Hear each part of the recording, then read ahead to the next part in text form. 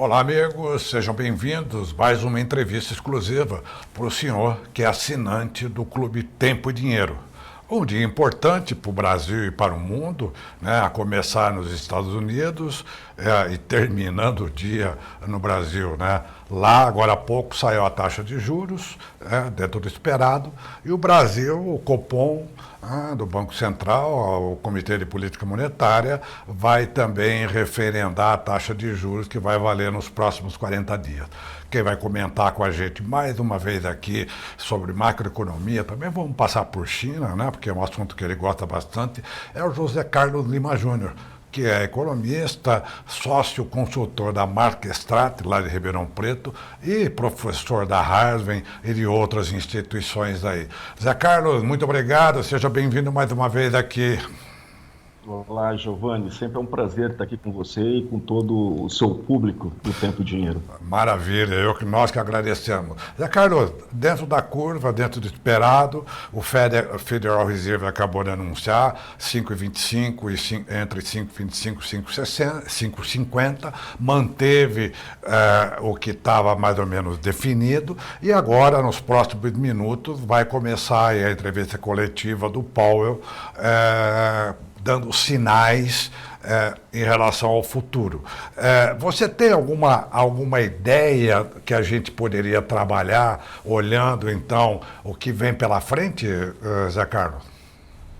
Giovanni, eu acho que, assim, primeiro, o que foi comunicado ainda há pouco pelo Banco Central americano praticamente está em linha com aquilo que nós já esperávamos, que é a manutenção aí da taxa de juros elevada nos Estados Unidos, pelo menos por mais um período. E se no início do ano o mercado acreditava numa redução de 3 quedas, né, uma vez que hoje está entre 5,25 e 5,50, a gente percebe que não teve isso, que nós teremos aí com certeza, no máximo, serão 2 quedas consecutivas a partir de junho ou julho, talvez a depender, lógico, aí de uma condição de inflação nos Estados Unidos. Porque nós podemos considerar que os Estados Unidos, nesse momento, passa por uma situação, vamos chamar assim, de uma economia bastante aquecida. Considerando, primeiro, o número de empregos que estão sendo gerados ali na economia americana tem crescido, tanto que a gente teve o payroll, que foi reportado há questão de alguns dias. Nós temos também uma segunda situação importante, que o índice SP500 dos Estados Unidos está em máxima histórica, e a gente teve a questão de alguns meses, agora que deu uma amenizada, aquela situação no Mar Vermelho, que acabou comprometendo ali os produtos importados pelos Estados Unidos, que tinha origem principalmente ali a partir, né, da Ásia, né, e do norte da Europa, e que consequentemente teria que passar ali pelo canal de Suez. Então a gente percebe uma cautela, e o grande contratempo dessa cautela é que a renda fixa permanecerá atrativa por mais um período de tempo, o que na prática sinaliza que o capital da renda variável, que acaba puxando contratos de commodity, vai ficar talvez um pouco menos líquido, pelo menos por enquanto. Vou aproveitar aqui, enquanto o Lima está com a gente, e dar aqui já um start do que eu estou vendo do comunicado. Né? Eu vou fazer uma tradução rápida aqui. Está falando, Lima, por exemplo, que há um certo alinhamento para um melhor equilíbrio da economia, isso no comunicado do FED, mas que algumas perspectivas econômicas ainda estão incertas e o comitê permanece muito atento aos riscos de inflação, fecha aspas. Quer dizer, ainda continua uma espécie de chove não molha, né? Quer dizer, as entrelinhas ainda que vão ser mais absorvidas até durante a entrevista, porque as falas do comitê sempre são muito misturadas, né, Lima? Sim, e tem uma coisa curiosa, né, Giovanni? Se você pegar e analisar o que eles acabaram de colocar aí para você, o fato que dá é o seguinte: a gente tem um ano que naturalmente já seria um ano por si só apreensivo aos americanos, considerando que a gente tem eleição presidencial esse ano, a gente precisa trazer isso para a mesa. Nós temos uma outra situação, inclusive, que foi o que acontece no Texas em relação ali àquela fronteira com o México, e pela primeira vez uma parte jurídica acabou dando poder ou decisão de causa para um Estado, ou seja, o ente da federação, em detrimento aí de uma coordenação do país como um todo, que seria da parte presidencial. Então, a gente tem um momento em que o ambiente político ele traz alguns desdobramentos que acabam impactando inevitavelmente no cenário econômico. E o cenário econômico americano, olhando para dentro do próprio país, a gente tem aí uma economia aquecida, o índice SP500 tem máxima histórica, e a parte disso, o mundo igualmente passa por uma situação ainda de instabilidade geopolítica. Principalmente agora, a gente tem aí esse imbróglio que a França resolveu colocar dentro desse conflito Rússia com Ucrânia, que a gente não sabe qual é a dimensão e a direção que isso pode vir a tomar nos próximos dias ou semanas. O curioso, né, Lima, é que você citou o SP500, quer dizer, batendo máximas aí praticamente de 3 anos, ou melhor, passou em fevereiro, passou dos 5.000 pontos pela primeira vez da história, né, na história. Pois bem, nesse mesmo período, as expectativas caíram, como você falou, de 3 cortes para 2 cortes do Federal Reserve. E mesmo assim, a Bolsa, que poderia sofrer com uma certa aversão ao risco, continuou subindo. Isso mostra que a economia americana ainda é muito resiliente, né? Por mais que haja essa ameaça.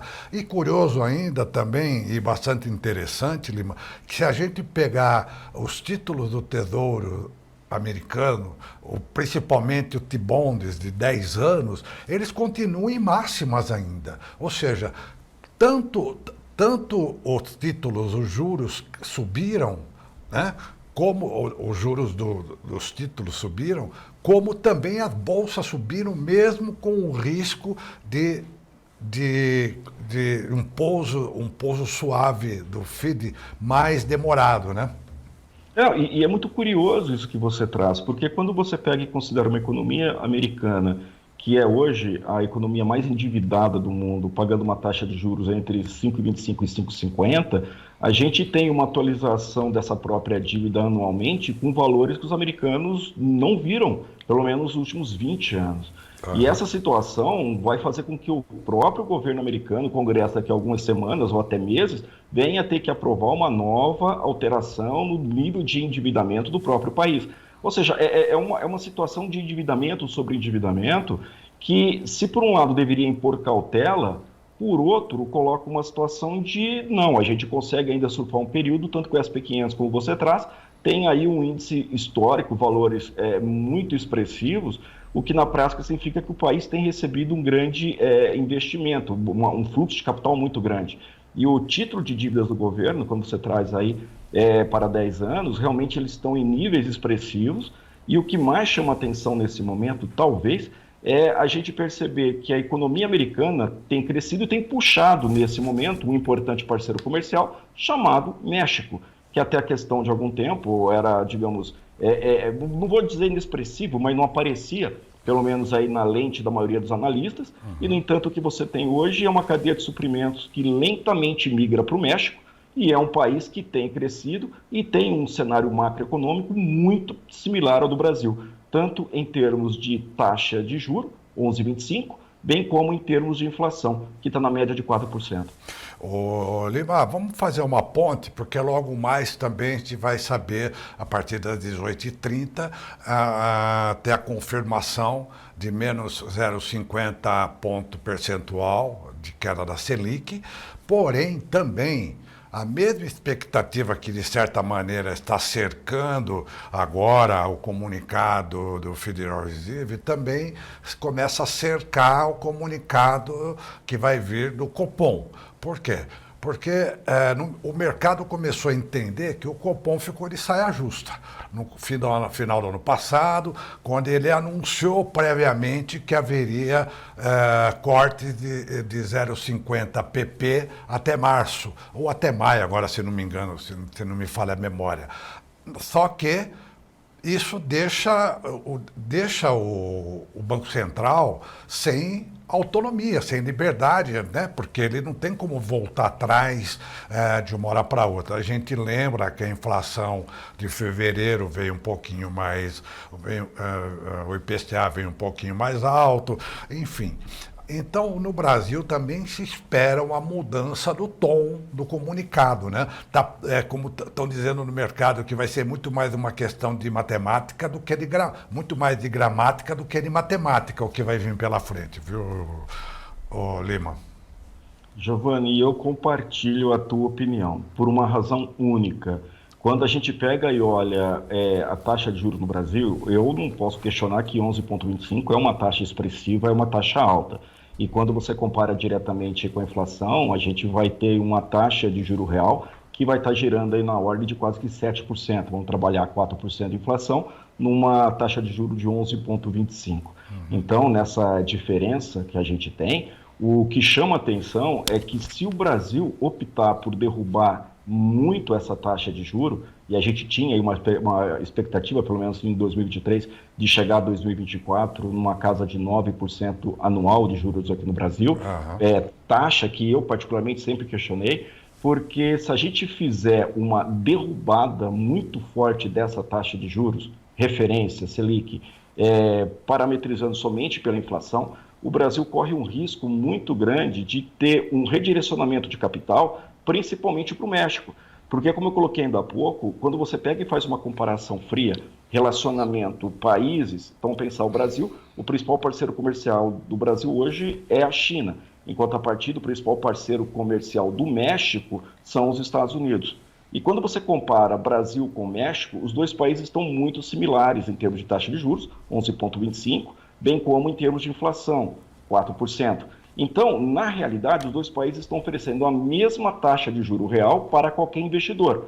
Só que os dois países vão receber investimento para poder colocar no capital produtivo, e a pergunta é para quem que esse país faz negócio, com quem ele comercializa, com quem ele está se relacionando comercialmente. E aí você tem uma realidade muito distinta, que é a realidade dos americanos, uma economia crescente, como colocou ainda há pouco o SP500 batendo recordes, enquanto a partida você olha para a China, o índice Xangai continua em queda.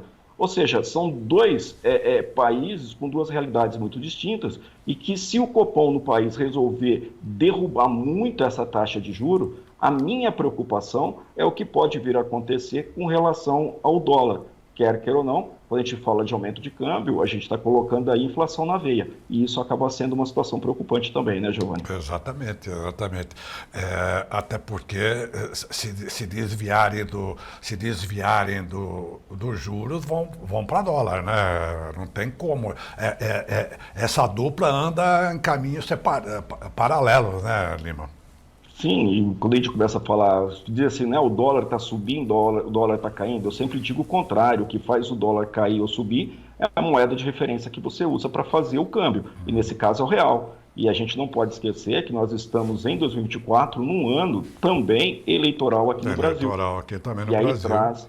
traz a outra preocupação, que é como o governo pode se comportar dentro de um ano eleitoral, que é preciso trazer para a mesa que com a mudança das regras tributárias que foram aprovadas, o centro de gravidade acabou saindo do Estado e migrou para o município. E se esse ano as eleições são municipais, ainda que a reforma tributária entrará em vigor apenas em 2026, o fato que a gente tem é que essa mudança de centro de gravidade pode fazer com que o Estado, leia-se União, possa ter algumas opções de gasto além daquele que já tem sido feito. E aí que vem a grande preocupação. Conta pública de um lado, por outro, juro real, comparado com realidade americana, no caso o Brasil vendendo para a China, México comercializando aí para os Estados Unidos, e todo esse imbróglio acaba chegando de que maneira?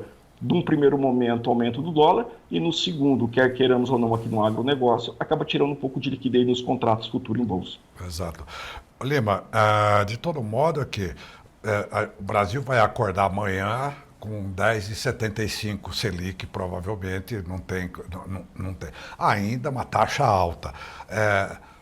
Também o mundo e o Brasil vai acordar com a mesma taxa, como já vimos aí nos Estados Unidos. No cenário mais neutro, quando tanto o Federal Reserve não apontar nada que possa ser entendido pelos analistas, quanto também o Copom sair dessa sua bolha e também não apontar nada de um direcionamento, provavelmente os mercados, a partir de amanhã, também vão ficar andando que meio de lado, né? Quer dizer, vão trabalhar meio que da mão para a boca, esperando alguns indicadores semanais que chegam, emprego, prévias de inflação e assim por diante, sem ter ainda um norte em relação a juros, né? Então, provavelmente, ainda vai ficar nesse patamar de tipo serrote, sobe e desce, sem ainda ter essa âncora de juros no cenário, né, Lima? Sim, Giovanni, tanto que se você pega, vamos pegar, saiu ainda há pouco, né, os dados aí, né, dos juros americanos, mas até então as bolsas, incluindo aqui no Brasil, estavam de lado. E era tão curioso que o de lado aí está falando de 0,01, 0,02, isso não apenas a Bolsa do Brasil, mas as principais bolsas do mundo inteiro. Inclusive, outros países estavam ou estão monitorando esse acontecimento, porque quer queira ou não, quando uma economia dos Estados Unidos mantém uma taxa de juro alta, na verdade o que essa economia está fazendo é elevar a atratividade da renda fixa e tira capital da renda variável. E a renda variável tem uma série de ativos financeiros, entre eles as classes de commodity, que é onde acaba chegando o nosso agronegócio, que é algo que eu sempre costumo bater em todos os tipos de análise que eu faço. Porque a gente começa a falar que as commodities estão caindo, sim, uma coisa é você olhar conjunturalmente o comportamento de uma commodity, mas em contrapartida, o que dá liquidez no mercado financeiro, né, que é diferente do prêmio do mercado físico, o financeiro acaba trabalhando o CBOT em termos de atratividade, e aquela liquidez acaba sendo drenada. E aí chega para nós enquanto país produtor e exportador. Lima, o Japão aumentou a taxa de juros depois praticamente de 8 anos não fazendo nenhuma alteração.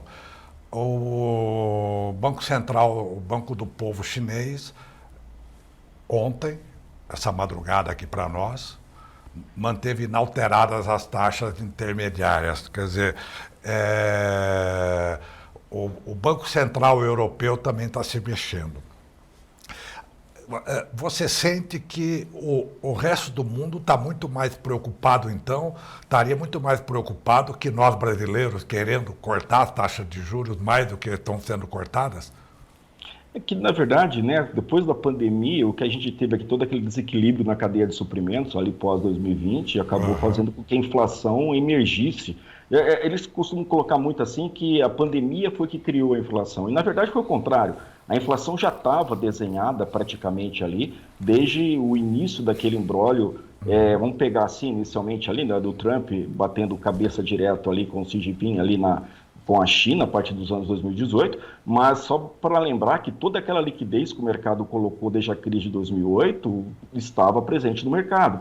Precisava apenas de um acontecimento com impacto expressivo, que foi o que a Covid-19 fez, para poder mostrar o excesso de liquidez no mercado de maneira prejudicial, que foi o que a gente acabou assistindo com a inflação. O Brasil foi um dos primeiros países no mundo que antecipou a elevação da taxa de juros. Enquanto a maioria dos países no mundo inteiro permaneceram com taxas muito próximas a zero, e algumas até inclusive com zero, o que o Brasil fez foi antecipar o processo de elevação, o que faz com que o país, igualmente nesse momento, possa sair na frente para diminuir essa taxa de inflação, essa taxa de juros, em relação aí ao próprio processo inflacionário que está muito mais forte nesses países.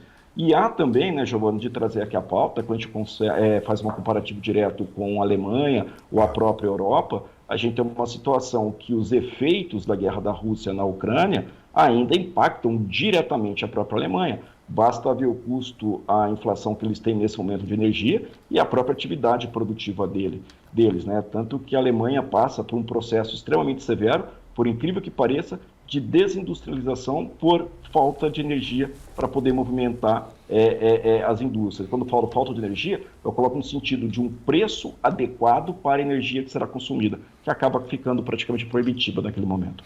Muito bem lembrado. Quer dizer, são vários cenários se confundindo no momento que o mundo inteiro olha para o Federal Reserve, mas há vários, como você bem lembrou, todos esses cenários acabam implicando num estado de atenção muito mais severo e muito mais presente por parte de todos esses agentes mundiais, né, Lima? Sim, Giovanni, porque quando a gente começa a falar de cenários, o que a gente tem que fazer, na verdade, e quando uma análise como essa que nós estamos fazendo aqui é uma análise para gestão de risco. Nós não podemos ser pego de surpresa numa realidade ou de aceleração ou de desaceleração de uma determinada cadeia produtiva. Essa é a função, por exemplo, do Tempo Dinheiro, com toda a lista de assinantes que nós temos aqui. Então, quando a gente pega e observa todos esses movimentos, o que nós estamos é sinalizando ventos que estão se desviando no horizonte e a pergunta que fica é como que eu, enquanto empresário, devo fazer para considerar todas essas possibilidades que estão, pelo menos, podendo chegar até nós. E, nesse instante, chama atenção algumas coisas. A primeira, a renda fixa vai se manter atrativa por um período de tempo, com essa manutenção de juros nos Estados Unidos. Exatamente. Segundo, isso fortalece o dólar, com certeza. Terceiro, acaba impondo aí uma certa restrição ao próprio Copom, no próprio ritmo de queda da taxa de juros, ainda que seja esperado hoje uma redução de 11,25 para 10,75, né, o juro da Selic, a gente precisa considerar que esse juro vai fazer com que o juro real doméstico fique mais atrativo do que o juro real aqui no Brasil, o que, de certa maneira, pode fazer com que o capital de investimento de mercado financeiro migre para o México, dado que, nesse momento, o próprio México se tornou o maior parceiro comercial dos Estados Unidos, assumindo ali a função de, vamos chamar ali, de atender grande parte da cadeia de suprimentos quando comparado com a China. E não dá para a gente questionar também como que a China tem se comportado nesse momento quando você traz aí uma informação que é a própria manutenção da taxa de juros na China, que ainda está alta, uma economia que passa por deflação nesse ano, ou seja, o preço das mercadorias, dos produtos dentro da China estão caindo de preço porque não tem consumo, e essa realidade faz com que o governo chinês acabe adotando políticas que impactam diretamente o agronegócio. A mais recente, que aconteceu em janeiro, a gente pode lembrar aí o incentivo, o programa de incentivo do próprio governo chinês, de incentivar o produtor de suínos a reduzir o número de cabeças do seu plantel, como forma de tentar aumentar o preço da carne. Ou seja, nós estamos falando de várias situações e que chegam para nós aqui no Brasil. E a nossa função é analisar todos esses senão, esses acontecimentos, para que a gente possa fazer uma gestão de risco mais assertiva. Não só analisado, como muito bem resumido, e nada melhor para os nossos amigos assinantes que o próprio autor, nosso convidado, resumindo a sua fala aqui de praticamente meia hora, dando esse quadro que vamos saber também na sequência, assim que novas informações começarem a chegar de Washington. Zé Carlos, muito obrigado mais uma vez por essa aula que você nos ofereceu aqui ao Tempo e Dinheiro, tá bom? Giovanni, sempre à disposição sua, bem como do Tempo e Dinheiro e do seu público de assinantes. Um abraço e ótima semana. Obrigado. Forte abraço. Resumindo, né, tentando resumir o que o Zé Carlos Lima Júnior, o economista e sócio consultor da Marquestrate, quer dizer, o caminho de queda do juros do Brasil agora precisa ter uma certa parcimônia, né, porque isso pode acabaria acarretando um tiro no pé, inclusive com a elevação do câmbio. Provavelmente o Banco Central vai mudar o tom do seu comunicado hoje, depois de referendar a queda esperada de 0,50 ponto percentual da Selic. Era esperado o Fed nos Estados Unidos derrubar, manter os juros lá e provavelmente passar por uma redução só em junho de 0,25 pp, e complementando o Zé Carlos aí com as atenções e os cuidados com o mundo e com a China em vários cenários que se confundem e se misturam. É o Tempo e Dinheiro ficando por aqui, agradecendo a sua audiência. Muito obrigado e até amanhã.